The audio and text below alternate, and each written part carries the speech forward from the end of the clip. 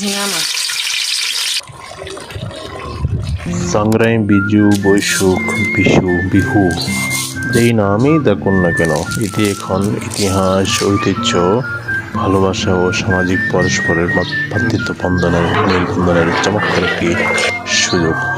সেই সাথে নানান রকমের খাওয়া দাওয়া তো রয়েছে। আর খাওয়া দাওয়া মানেই নানান রকমের মিষ্টান্ন, পিঠাপুলির পাশাপাশি যে নামটি সবার প্রথমে আসে সেটি হচ্ছে হাংর, ফাসংহাং, পাচন কিংবা ঘণ্ট।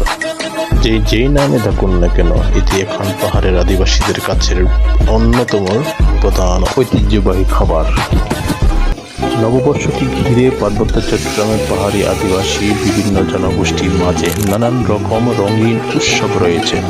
আর এই উৎসবের বিশাল অংশ ছড়িয়ে আছে খাবার। আর খাবার এটি শুধু মুখের স্বাদের জন্য নয়, এটি সাথে ছড়িয়ে আছে ইতিহাস, ঐতিহ্য আর জীবন দর্শন। মারমা সম্প্রদায় বলে হাংর, ফাসংহাং, আর চাকমা তঞ্চঙ্গা সম্প্রদায়রা বলে পাচন, ফাইসং। কিংবদন্তি আছে প্রাচীনকাল থেকে পাহাড়ি আদিবাসী জনগোষ্ঠী প্রকৃতির উপর নির্ভরশীল ছিল। বছরের বিভিন্ন সময়ে যে সবজি পাওয়া যেত সেগুলো একত্রে করে রান্না করার প্রচলন থেকে এই হাংর, ফাসংহাং কিংবা পাজন। আর এটি আমাদের বোঝায় প্রকৃতি, বৈচিত্র্য, সুন্দর সরল জীবন, একসাথে খাওয়ার আনন্দ।